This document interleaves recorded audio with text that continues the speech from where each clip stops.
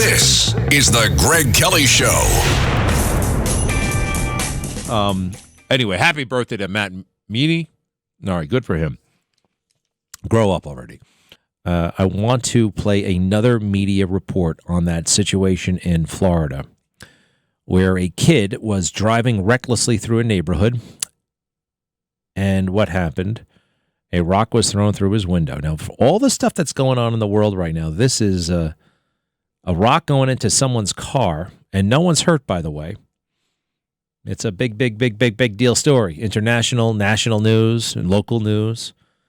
Go ahead and hit it. This one is a bit more fair than the other one that we just played. Go for it.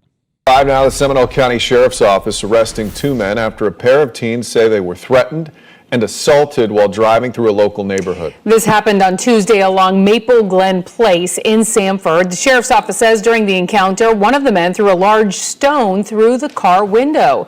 News 6's Catherine Silver is looking into this case and has the details. This story is now getting national attention after the teen posted video of the aftermath of this confrontation on social media. He told me today that he started recording because he feared for his life. Right here, buddy. Right here. Tell me what you were doing. Burning out, racing through my neighborhood. The video, now going viral, shows the confrontation between two teen boys and a group of neighbors in the Lake Forest subdivision. Get out my face. I'm not in your face. The aftermath, seconds after 16-year-old Jermaine Jones says two men hit his car with a construction cone and threw a stone through a window. The video shows the stone resting in the back seat. This is where the cone hit and the rock. The damaged Mercedes now sits in Jones's driveway. I'm thinking the rock hit like right here and then continued into the car, because you can see right here, like there's scratch marks. Deputies later arrested these men, Donald Coursey and Howard Hughes. They say Coursey threw the stone and Hughes hit one teen with the construction cone. Both are facing property damage charges, among others. Jones admits the confrontation happened after he was speeding through the gated neighborhood Tuesday on the way to visit a friend's house. When we got in the neighborhood, we turned onto a street. And I guess the people that lived on that street, they didn't like the way I turned the corner. The sheriff's office says this surveillance video from a neighbor's home is now part of the investigation. It appears to show Jones peeling out with a passenger. Yeah, peeling out with a passenger hanging out. Did you hear what he said? I don't think they liked the way I took the corner. No, you nut job. You were driving like a crazy person. And by the way, you look like a crazy person. I wish you could see this. He's got hair over his eyes. You can't see anything. I've seen, what's that dog that has like the strings coming down? Is it a sheepdog? You wonder how the dog can see anything. He's got one of those. He's got that kind of hairdo. Oh, that's a good point. Is it a sheepdog? Okay, keep going.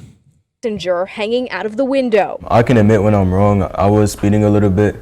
But either way, I don't think it was justified for them to throw a rock through my car rather than just call the police. Jones's mother believes more charges should be filed. There are kids, I was told, that speed in that neighborhood all the time, but they are not of his color. So I'm pretty sure that all this happened because my son is black. The race card. According to the arrest report, there were two teens inside of that car, Jones and his friend, who is white. I reached out to the sheriff's office to ask if race is a factor in their investigation. A spokesperson tells me they believe Jones's speeding initiated this. They are consulting with the state attorney's office, who will decide if any more charges should be filed. I also tried to reach both of the men who are now facing charges in this case, but my attempts to reach them were unsuccessful. In Seminole County, I'm Catherine Silver, Getting Results, News 6. Getting Results. That's a pretty catchy. Getting Results. Well, her story was a lot more fair than the other. I give her credit. I don't, to some degree. I mean, she's still kind of annoying and the whole thing, and she's going to these guys, hassling them at work. All right, and maybe put this in a bit more perspective. And I think, quite frankly, she could call it out right then and there. They didn't like the way I took the corner. I mean, that's reckless driving. Now these guys, I mean, and you look at it, they got their mug shots, and you can feel it. You can feel the portrayal. Their chief offense here is being white. Their chief offense here is being white. If this were a dispute among people of color, somehow I don't think it would have been on the news. Do you? I hate white supremacy. I also hate white minimalism or marginalization. I hate black marginalization as well. Well, why is it, quite frankly, and I know it sounds simplistic to the sophisticados out there, the B in black is capitalized and the W in white is small. Small W, capital B. It's starting to make me feel marginalized. It's starting to make me feel like I'm not all that. And that's what the culture is telling us day after day after day. Makes me remember the great old days of, I'm not talking about 1950, I'm talking about 2021, January 19th, when we had a president named Trump. Want to hear something great? Want to hear something that might inspire you this weekend? It's not ancient history. It's very, very recent. We had a president who was unafraid, a true leader. Unlike the scaredy cat. By the way, Joe Biden gave an interview to the Associated Press. It sounds like he's on life support during the interview. I mean, he's making no sense. He's not coherent. He's all over the place. Thank God for him. This is in print and no one's going to read it, as opposed to being on television where it could have been a total calamity. You want to get fired up? Let's get fired up in a good way. Donald Trump, July 4th, 2020, at Mount Rushmore, 60. This monument will never be desecrated. These heroes will never be defaced. Their legacy will never, ever be destroyed. Their achievements will never be forgotten. Our nation is witnessing a merciless campaign to wipe out our history, defame our heroes, erase our values, and indoctrinate our children.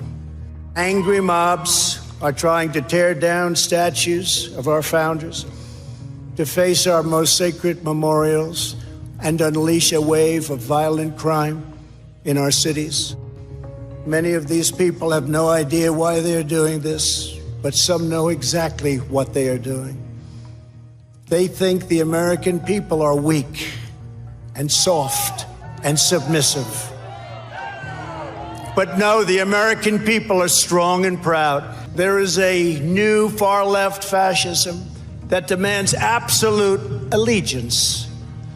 If you do not speak its language, perform its rituals, recite its mantras, and follow its commandments, then you will be censored, banished, blacklisted, persecuted, and punished. Not going to happen to us. If we're strong, if we're not afraid, if we stand up to the mob instead of running or giving them what they want, obedience, conformity, no way. Not this Marine. Maybe somebody else. This is the Greg Kelly Show.